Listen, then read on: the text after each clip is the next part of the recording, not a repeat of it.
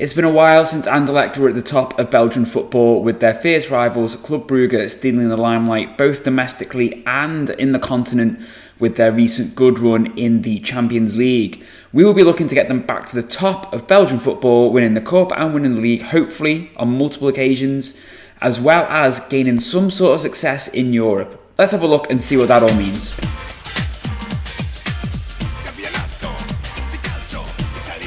Yes everyone, that's right, welcome back to the channel. We are doing another rebuild here, and this time we are trying Anderlecht. And you might think, oh, Anderlecht are a good team, and yes, historically they have been one of, if not the best club in Belgium, winning 34 Jupiler Pro Leagues, 9 Croaky Cups, they've won a Europa League, 2 Super Cups, 2 European Cup Winners' Cups, and then a couple of lower division titles. Now, in recent years though, if we go into the Jupiler Pro League and we look at history, past winners, they haven't won it for, for 5 years. So, you know, we've had Brugge winning it 4 times out of that 5, with Genk in the middle, and Anderlecht have come third twice in that time, and otherwise they've not even come in the top 3. If we then look at the Cup, they haven't won it since 2008, coming runners-up last season. That's not good enough for a club of Anderlecht stature. And then if we look at the club history, you will see the last time they had any sort of continental success, anything of, I would say any significance, was winning the Europa League in 1983. They did win the Cup Winners' Cup in 1978 and came runners-up in 1990. But their last sort of big sort of European competition win, I would say, was back in 1983 in the Europa League. Obviously, the Cup Winners' Cup isn't really a thing anymore for a start. Anyway, obviously, we want to turn them into a domestically dominating team. You know, ideally, we want to be clean sweeping both the league and the cup if we can while we're here in this 5-season rebuild. But ultimately, getting some success in Europe is going to be a must for me. Now, we are starting this season in the Conference League. Obviously, we are going to be looking to try and get into the Europa League and the Champions League if we can while we're here. But for me, success in a European competition might be winning the Conference League or winning the Europa League, or getting, you know, consecutive finals of like the Europa League or something like that. But ultimately, I think the dream would be to try and establish them as a sort of, you know, a regular sort of like knockout round of 16 Champions League team once that league phase kicks in particular. If we look at the coefficients right now, we are currently sat in 12th. So what that basically means is we don't actually go straight in at the Champions League group stage. Even if we win the league, we have to go through to the League Path playoffs and the Champions Path playoffs. So obviously that's something we're going to be trying to address while we're here, is generating some higher coefficient points to try and get into this top 10 spot, where at least if we win the league, we go straight through into the group stage, or what will be eventually the league phase. Obviously, there's a lot of work to do there. We've got 2 places to jump up. We're currently on a projected 23.17 coefficient points, whereas Serbia are on 27. So that's something we're going to be having to look to overthrow. Pretty sharpish, really. And how are we going to do that? Well, we have settled on a tactic which we've actually been using in our Partizan Belgrade Gravediggers series. So this is a tactic that I came up with. I found it worked really, really well for us to generate and retain possession, and we often score quite highly with it because we are one of the stronger teams in the league for a start, which obviously always helps. Now with this, the reason I've gone for a custom tactic, when I've been doing these rebuilds recently, I find using just a preset tactic works best when you try and generate a new tactic from scratch and then just sim it through. It's difficult to get it to work because you can't use the data hub, you can't actually visualize the games to see what's working and what isn't working. But I know that this works because I've used it pretty much for half of the time with Partizan in the last sort of 5-6 seasons. So we're going to go with it. I see no reason why it won't work. It's going to be very much down to individuals if it fails, I think. And I don't mean that probably, oh my God, that sounds really big-headed. As in, I mean, I just know the tactic works because it has got me success at Partizan Belgrade, so I know it is a functioning tactic. It's just whether it can function with these players. Now, I've quick picked at the moment based on this tactic. It often has this annoying habit of picking players who aren't even here. But I have actually done my transfers, I think, already. We don't have a vast amount in the budget. And that is just basically just signing some depth at left back, which we're in desperate need of. So Luca Rodriguez is joining us from, where is he coming from? Independiente. He is joining on the 1st of July for £350,000. 28-year-old left back, just someone we needed, a position we needed some help with, because Mikhailichenko is out on loan, and we don't want to be relying on the aging Jan Vertonghen to be our main fullback, especially when he seems to be slotting into that ball-playing defender role. Otherwise, we are flush with youth and young talent. We've got Fabio Silva in on loan from Wolves. He is going to be supposedly leading our attack, and I imagine Esposito will rotate in with him. We've got Yari Vasharin, who we have managed to tie down to a contract. He's extended by 2 years. And we've also got Amadou Diawara, who is, I think, about 25, 24 now. And then we've also got the likes of Hannes Delcroix. Still a decent player with decent potential at the age of 23. And then obviously we've got the likes of Zine de Bast, Marco Kana, Anwar Ait Al-Hajj, and we've also got Mario Stroikens as well. With a few experienced heads in there, as we've already touched on Vertonghen, we've also got Wesley Hurt and Amir Murillo, I think, is he? Yeah, he's 26. And Leo Rafaelov, his contract runs out at the end of the year. We will not be renewing that. The 36-year-old, he's a good technical and mental cog to the machine compared to what we do have, but technically he is not there, and I imagine Stroikens will take that role from him. And then on the inside forward on the left, I don't know who's going to play there yet because Dowder's out. It's probably going to be Stroikens, let's be honest. So we'll probably be looking to play him there. He will rotate in and around the Ait Al-Hajj. In terms of left backs, when we've got Amuzu, but obviously when Rodriguez joins, he will play there. And then we've also got someone to come in and play the Segundo Volante role. Ideally, it would have been Olsen who would have played there, but he is out on loan at Midtjylland. So it'll probably be someone like Marco Kana, I would have thought, is going to play there. Or could Hubert play there?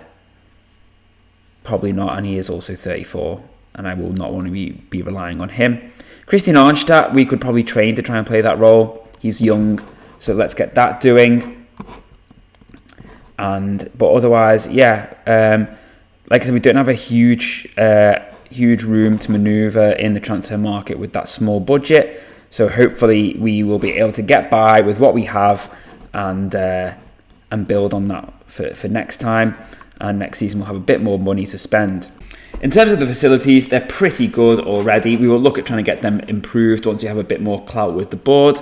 And in terms of the actual league itself, if we look at the season preview, we are expected to come third. And we've got 2 players in the league preview best 11. So hopefully we can get the job done.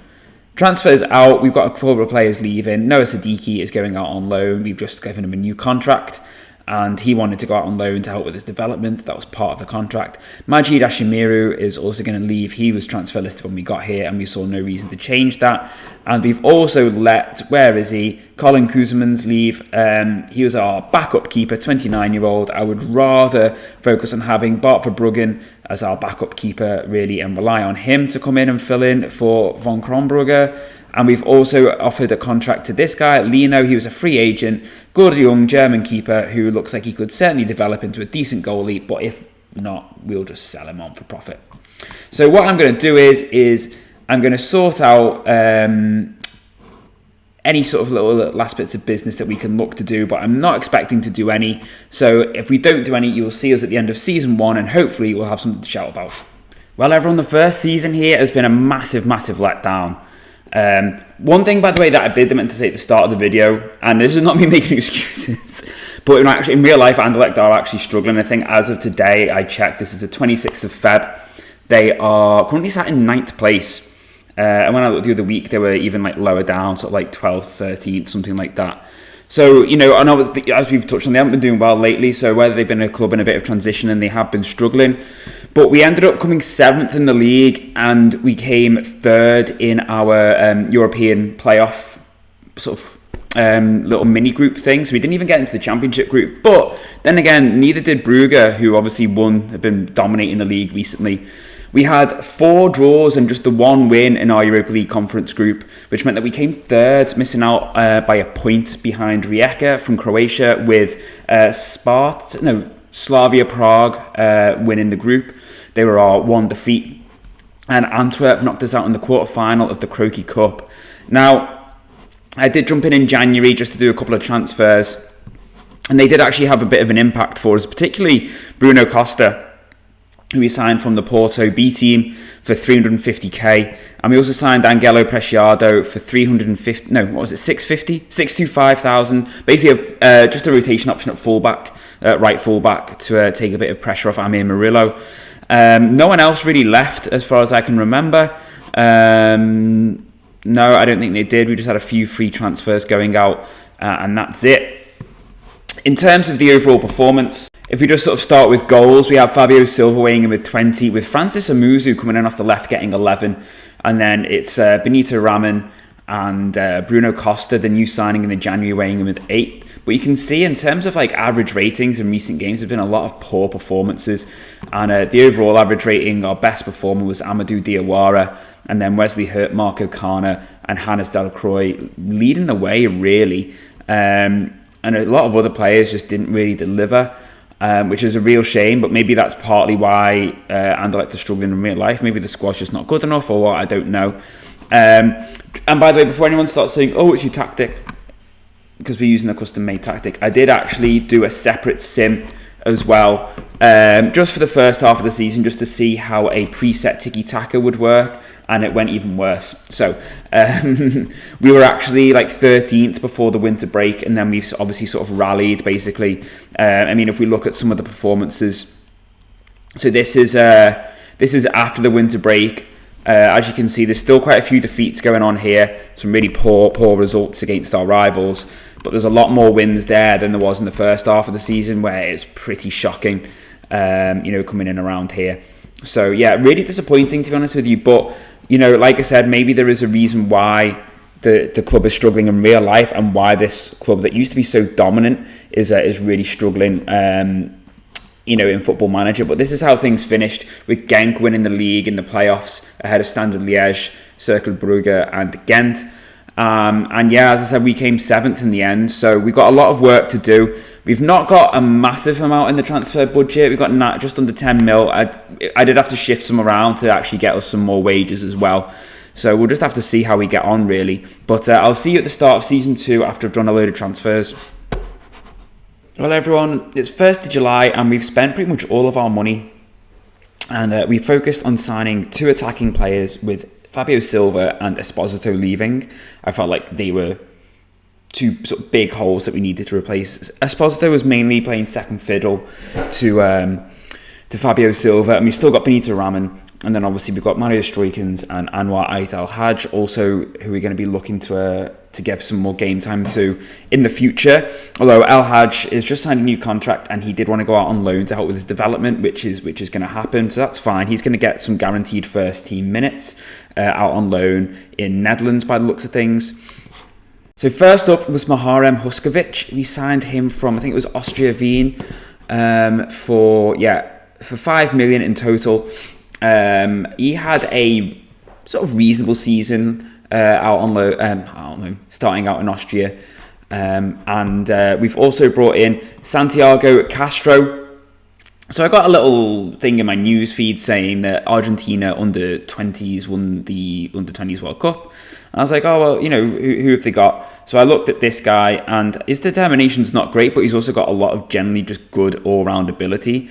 He's only 18. Chelsea were interested in him as well, which basically makes me think that if we can sort of help showcase his ability, we can potentially sell him on for a decent bit of profit. We did have to give him a release clause, which is set at 27.5 million, and we also had to do the same with Huskovic as well.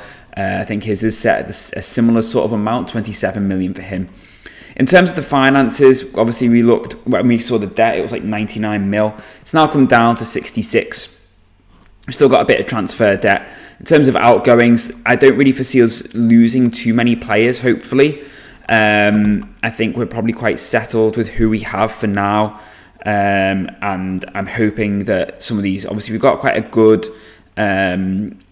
sort of reserve list outside of the starting 18. I say starting 18, the 18-man sort of first team squad. Some of these will go out on loan, but some of these I would expect to start breaking into the first team at the expense of some others. In terms of contracts, we've lost some big earners, thankfully, with Fabio Silva's 40k a week going, and Rafaelov and, what was his name, Trubin also going. Diawara is a bit of a problematic one. He's on 77k a week, and that is really crippling the sort of the club's finances a little bit. But he is very, very good. I imagine at some point he will probably move on if he continues to perform to a decent level. Jan Vertonghen, I think this is his last year on his contract. Yeah, so we will let him leave on a free. Unless I don't particularly see any benefit to selling him for the 900k, whatever 1 million we'd get for him from Lens. I'd rather keep him around for his sort of role in the team as a good experienced head. And then otherwise, I think there's a few players whose contracts are also expiring at the end of the season. Benito Raman, I'll probably let leave. He's one of them. He's not really worth selling for the sake of sort of the million that we'd probably get for him. I know his transfer value is 1.6 to 2.2. If we offer him out, I imagine instantly clubs will start lowballing us. And he's a good rotation option to have around in the team for the strikers. We didn't touch on the dev centre at the start last time. Obviously, Anderlecht are famous for producing good players. We've got Julian Duranville coming through the development centre really, really nicely. He's not good enough yet, I don't think, to be in the first team, but hopefully he will get there soon. And we've also got a few other good players coming through. We've got a defensive option, sort of down like a 6 or even like a sort of half 8 or something like that.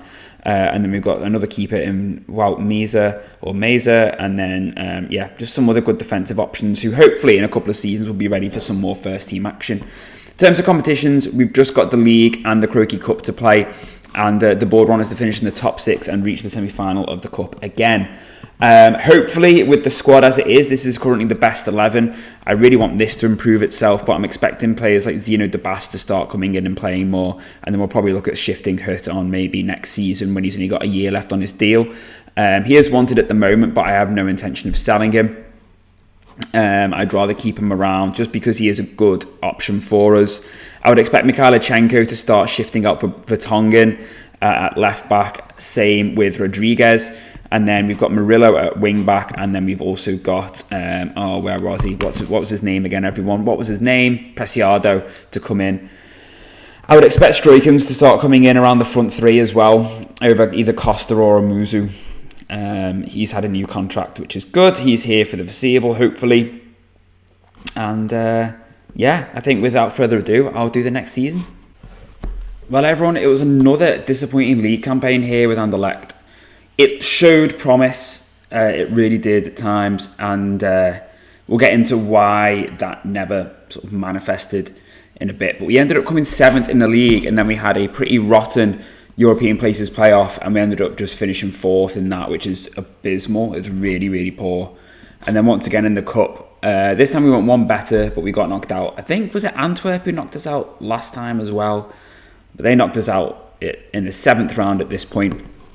Now, let's get into where it went wrong.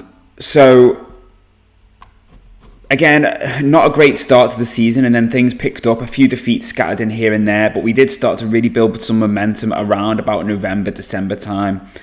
Sandwiched in the middle was the loss in the Croquis Cup 7th round, but then things were going really, really well, and then February hit, and I jumped in at this point. I jumped in January, but I also jumped in at this point to see what's going on, and the team dynamics were through the floor. Because one, Henrik von Kronbrugge, our captain and keeper, was kicking off about a perceived lack of depth on the left-hand side. Bear in mind, we had Stroikens, Castro, Verscharen, all people who can play there. And I think it was sparked by the fact that we saw the very average player in Amuzu in the January, but again, we'll come back to that. So as soon as I noticed what was going on at this point, on the 10th of March, after the Club Brugge defeat, I transfer listed him, and he got snapped up instantly by Southampton, so he's joining in a few weeks on the 1st of July.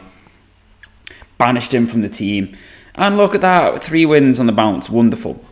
And then the European Places playoff happened, and we didn't win anything until the last 2 games. It was just a complete and utter nosedive. We didn't change anything. The tactic, we just left to do its thing, because obviously, as we can see, it does have legs. It's just working on that consistency, really. But yeah, pretty shambolic, in my opinion.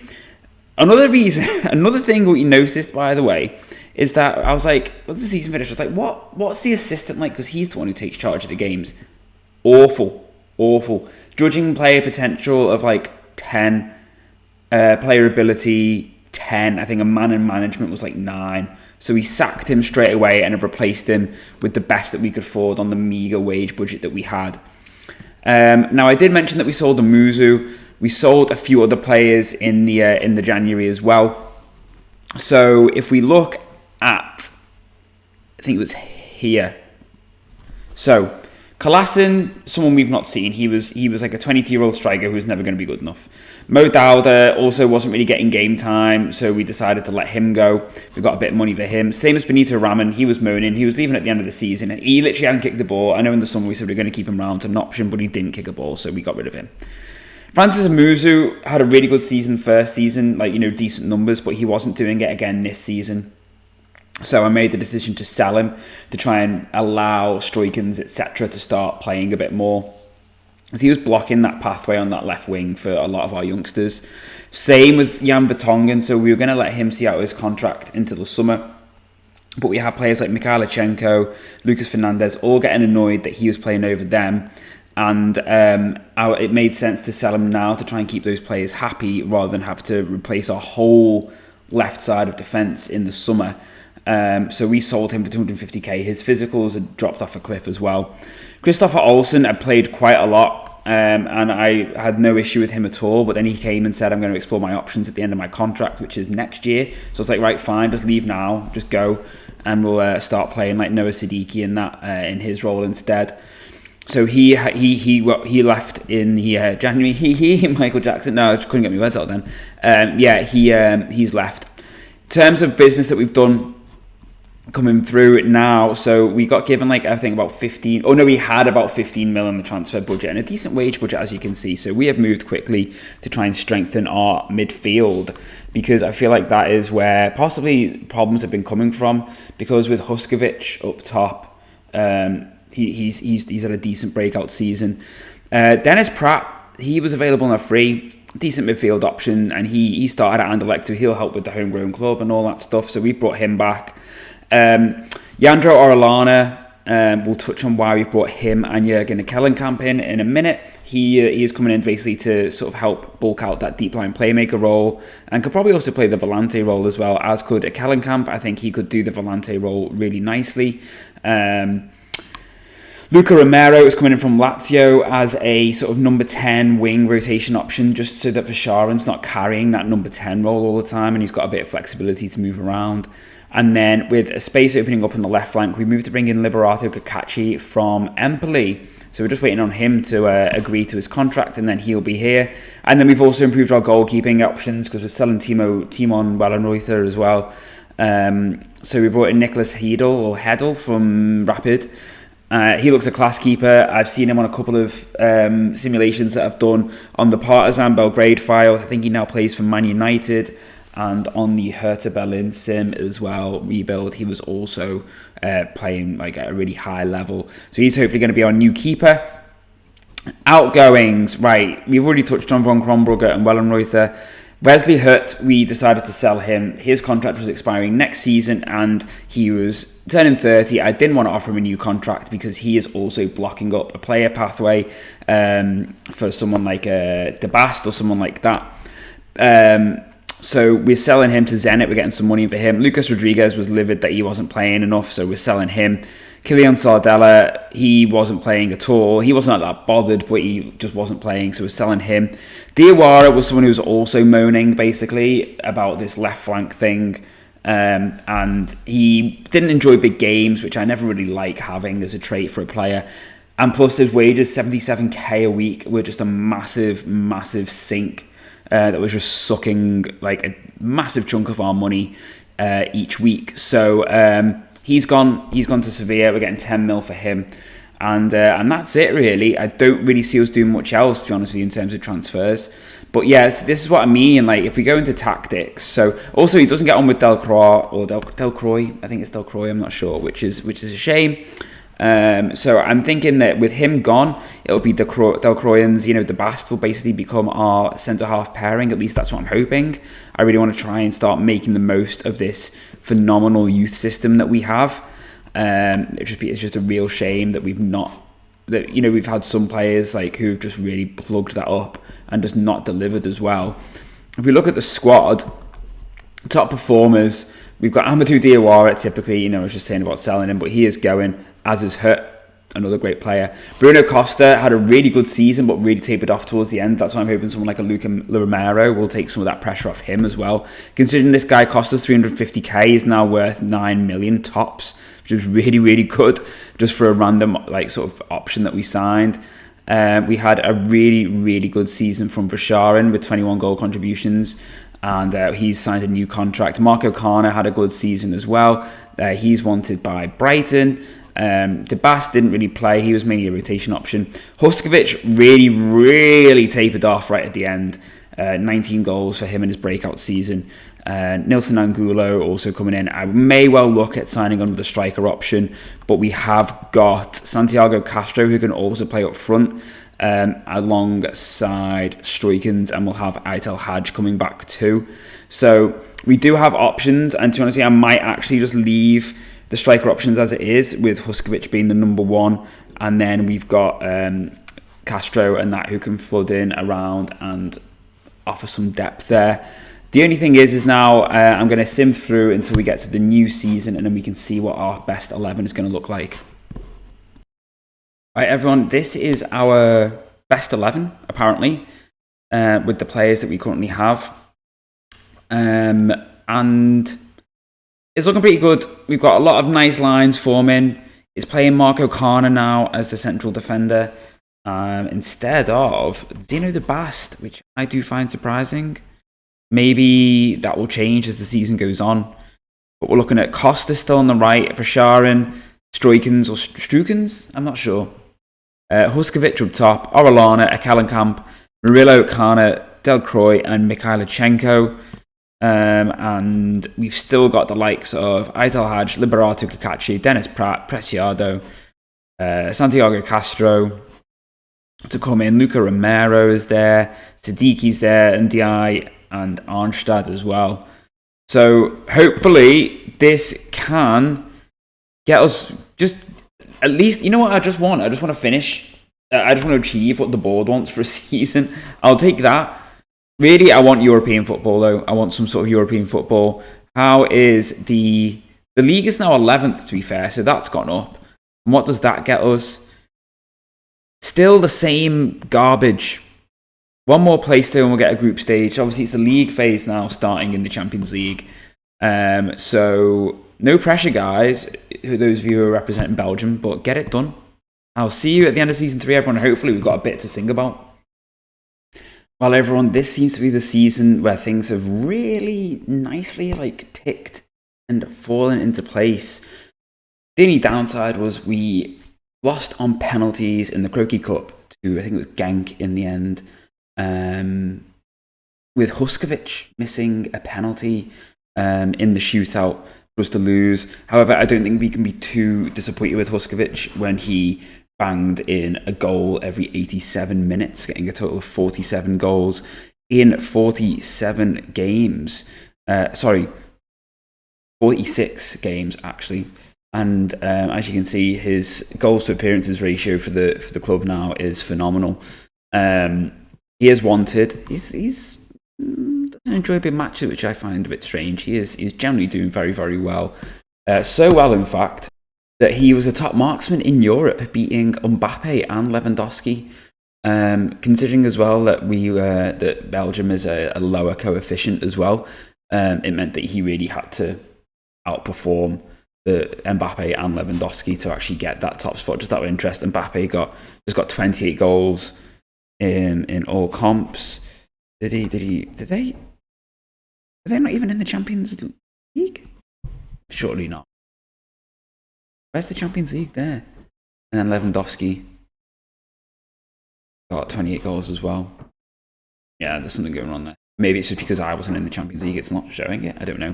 But yeah, obviously what that means with us winning the league, we obviously get Champions League football now next season. The coefficients have improved. I think we're now 11th, so it still means that we have to have a playoff. But it means that we still have to have a playoff. But it does mean that we are going to be in with a shot of playing Champions League football. Sorry, I was just getting distracted by looking at who's won the last few years. So Genk have won it twice, and now we've won it. And hopefully this can sort of signal a spell of regeneration for the club, really. Next year, obviously, we want to try and build on this, win the league again, but then ultimately we want to make sure we can win the cup, try and get a double. We did do a couple of little bits of transfer business that I'll touch on now. After I last saw you, the scouts recommended sort of coming up to around, looking at the sort of recruitment meetings.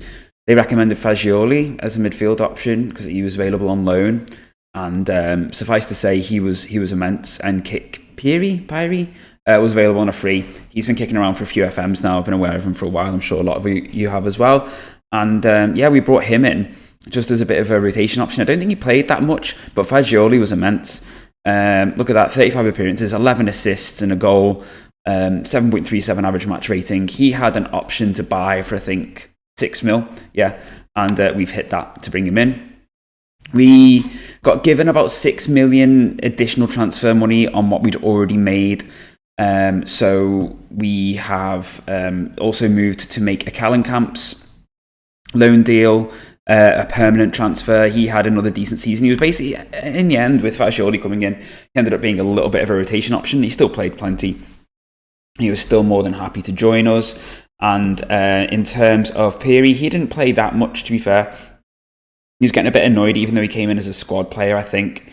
He came in as a squad player and got annoyed that he, wasn't playing that often. To be fair, 3 starts, 8 appearances. I can kind of see why he's complaining. Another player who also complained was Dennis Pratt. He was moaning about not getting games, even though he was only just like a squad player as well. But considering we signed him on a free, he's joining Salernitana for $6.5 million in the summer, which basically allowed us to bring in like a Callencamp and Fagioli, as well as we brought in, you might have seen, one player who's coming in is Joshua Wagnerman for 1.6 mil from Stuttgart. Essentially another sort of rotation option at right back because Murillo is leaving on a free.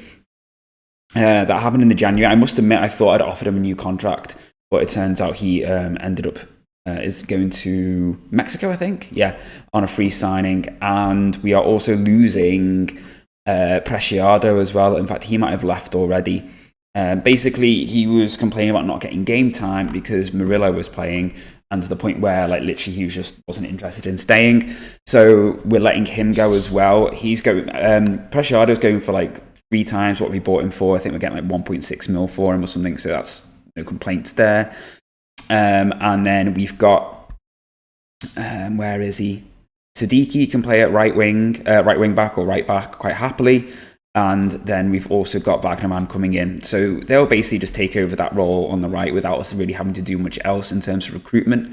And then, with Fagioli, a Callencamp and Wagnerman coming in, it does mean our transfer business is pretty much done for the rest of the season. Like we've not, as you just saw then, we've not really got much money left in the transfer budget. So we're going to just crack on with that. Now, obviously, we won't see how the squad is looking like with Wagnerman coming in, but I imagine he will either start or play second fiddle to Siddiqui, so I don't really envisage much change happening here. This is currently the best squad that we've got. This is like our main 11. Pratt's obviously leaving, so he'll get replaced by either Bruno Costa or Struykens. We did promote Duranville last season, by the way, everyone, into the first team, so he is floated in with 14 sub appearances. So hopefully he'll start getting a little bit more game time as this season goes on. But because I'm not really expecting a massive change in the 11, I am just going to sim straight through until the end of season 4 now. Usually I bring it back to show you what the squad will look like pre-season, but because the only change is going to be the right back area, I'm not too concerned. We can touch on that at the end of the season. So I imagine Struykens and Duranville and Aitel Hadj, etc. will rotate around this area, maybe with Bruno Costa as touched on, but otherwise it's pretty much good to go. Just a quick one on other key performers. Liberato Cacachi had a great great breakout season for us. 7.12. So did Luca Romero. Vasharin, solid again. Yandro Orellana also had a really, really good season in that deep line playmaker role, but he's currently missing out over at Callenkamp and Fagioli. Vasharin, we touched on, amazing. Huskovic, we've touched on, brilliant. As you can see, we're getting a lot of good ratings now for a lot of these players. Angulo will ignore because he's leaving, but Delcroix played a lot. Bruno Costa still, just a reminder everyone, he cost us like 375k. That's really, really good. Abubakar Conte we promoted as well last season just to start giving him some game time. He got a few little minutes here and there considering he's just a youngster.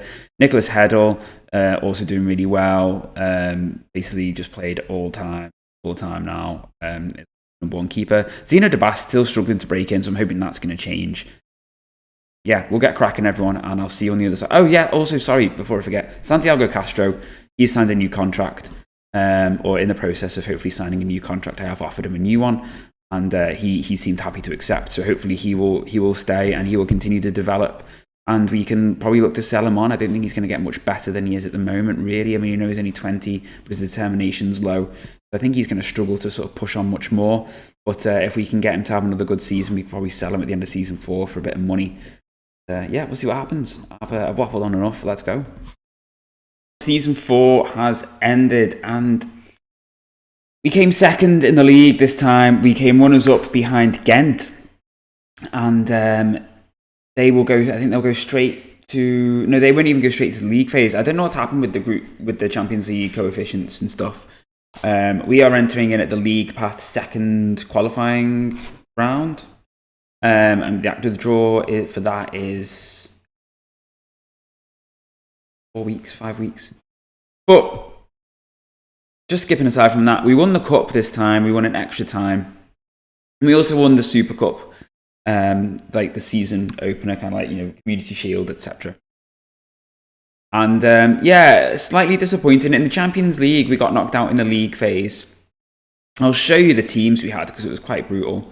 As you can see, we did pretty terribly, really. We beat Zagreb 4-1 with Huskovic getting a hat-trick, and we drew with Atalanta. Then we had Liverpool, Barcelona. The Olympiacos defeat is quite poor, I think. Salzburg 2-2, losing to PSG 6-1 is disappointing, but equally it's PSG. And then losing 5-0 to Atleti as well is a bit of a surprise. Usually Atleti aren't that powerful at this stage in FM, I find. They usually, I don't know, they either go one way or the other, and invariably they go terrible. But otherwise, it was a fairly mixed start to the season, not quite, you know, dropping points here and there. It was really sort of the second half of the season where we really found form, particularly around March time. And then, unfortunately, we got to the championship group, and it was these run of defeats towards the end, which ultimately cost us a chance at winning the title again. It was really disappointing. So, once again, the board have given us a meager budget of 5 million to spend, and we've already basically spent half of it. And we're bringing in König de Winter as an extra option in defence. He's someone that we signed with Sassuolo on the Sassuolo rebuild, and he was really, really good. He's Belgian as well, which helps. Part of the reason for that was that Zeno de Bast was going to announce his intention to explore his options at the end of the contract in 12 months. And he hadn't really developed that great. So looks like he's going to be going to Stoke for about 4.5 mil, I think, 4.2 mil in total. That might be with instalments or without instalments, I can't remember. But it looks like he's going to go. So really, it's trying to find some sort of way to strengthen the team.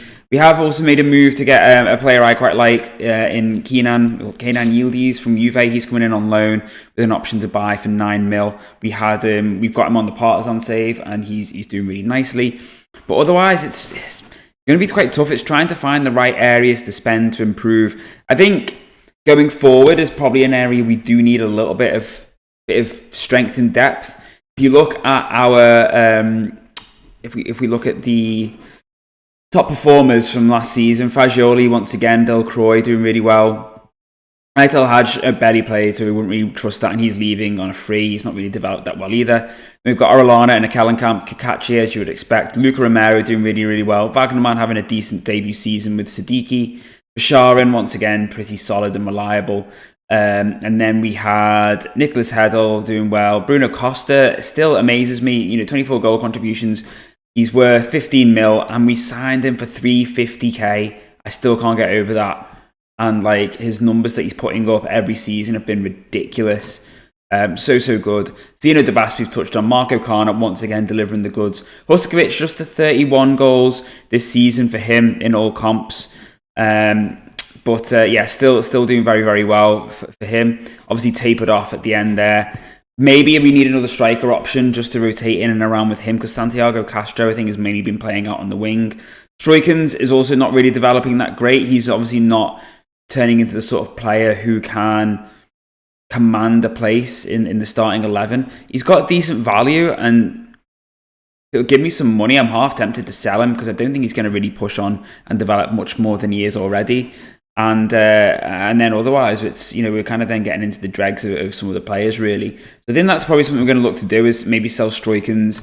We've got Yildiz coming in who can act as a rotation option anywhere across that three-man midfield, and he can also play up top.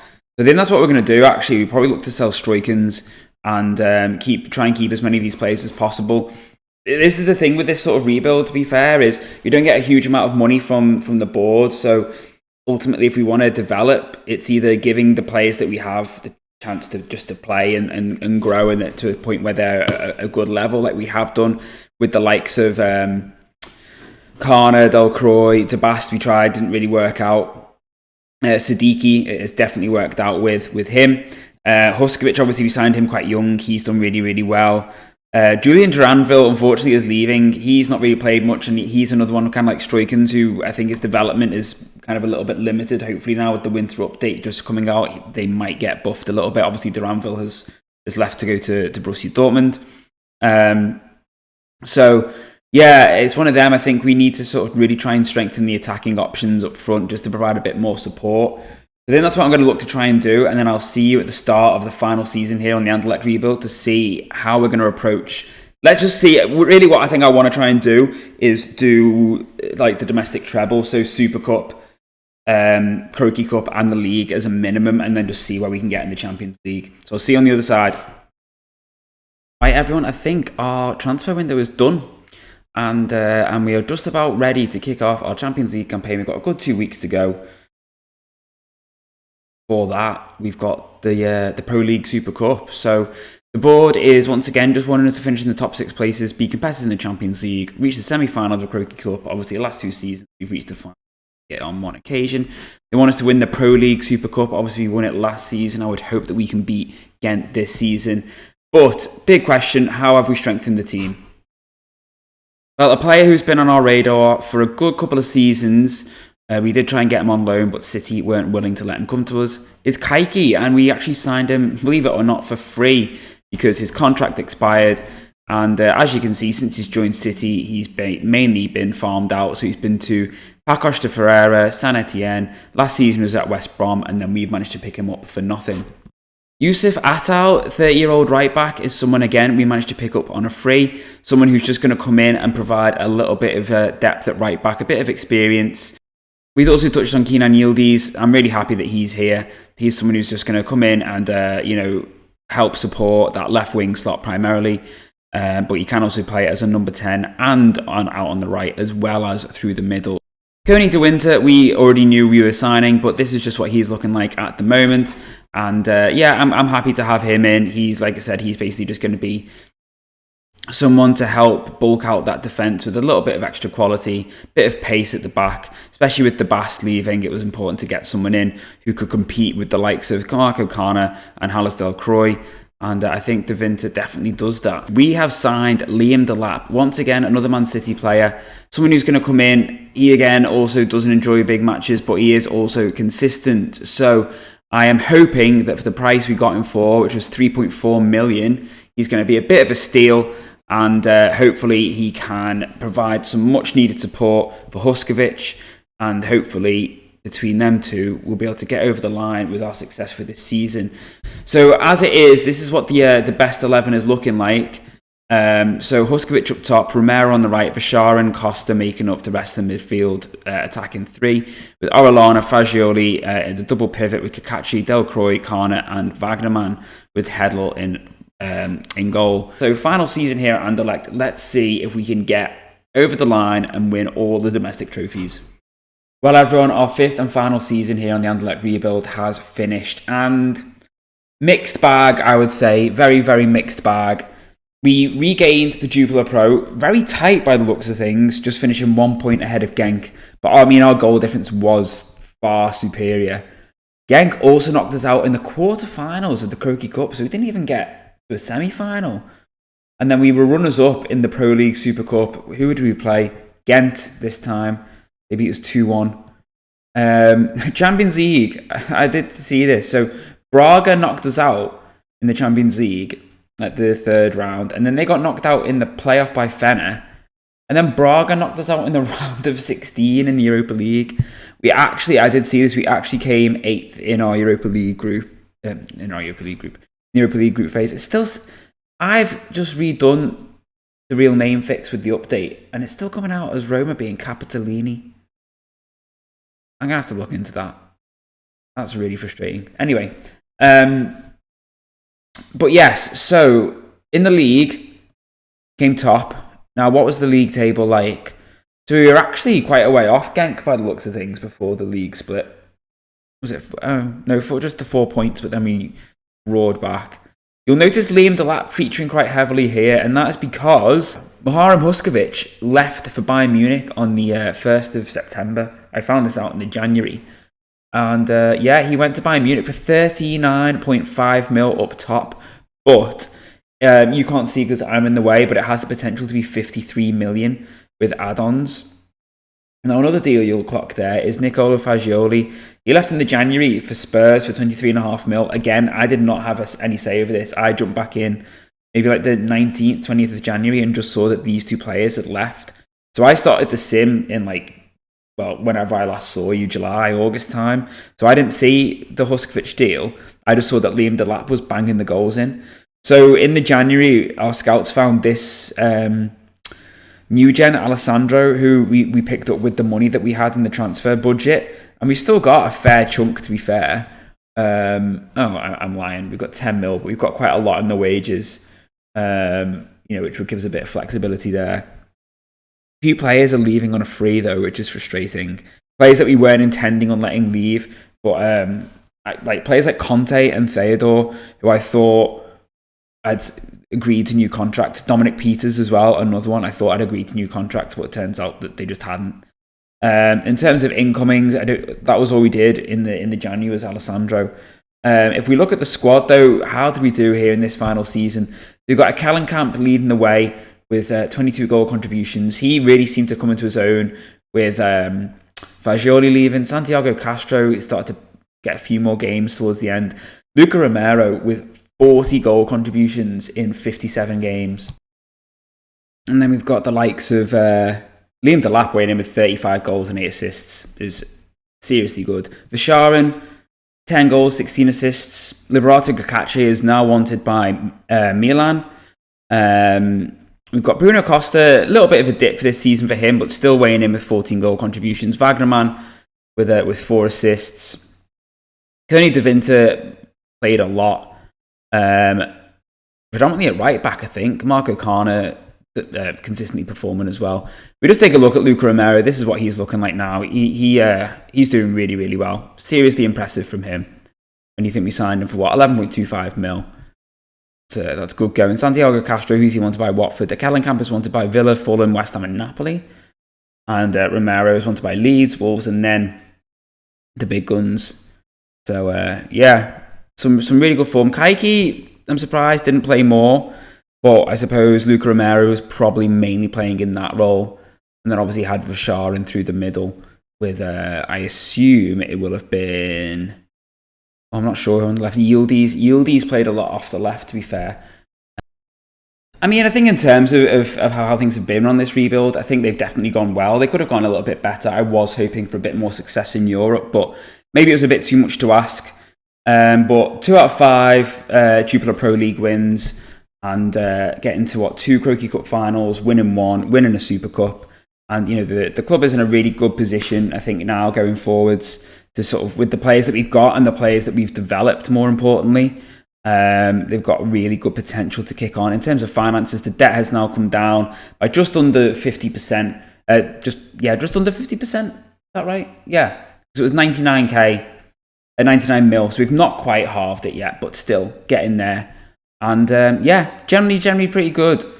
And this team will be going into the Champions League next season. In terms of coefficients, what are we looking like? We might not see it just yet because it's not the end of the season. But the league is predicted finish above Denmark and actually above Austria, and will be just behind Turkey. So might actually end up jumping up into 9th, which will give us an automatic spot into the group stage. Well, the league. It's not the group stages. It's the league phase now. And second place will go straight to the League Pass playoff by the looks of things. So not bad at all. And hopefully Belgian football has got a good platform to build on. Hope you have enjoyed the rebuild, everyone. If you're still here by now, you might as well drop a like and subscribe if you're not already. And leave a comment down below. Who do you want to see for the next rebuild? In the Berlin rebuild, I kind of dismissed the idea of doing Valencia. And about a few days later, I looked at the league and saw that they were sat 19th in La Liga. So I am toying with the idea of that one a little bit more. I've checked the winter update. Cruzeiro are still in Serie B in Brazil. So I might look at doing that one as well. Just something a little bit different. And yeah, but you guys watch it. You let me know what you want to see next. And I will see you all very soon. Bye for now.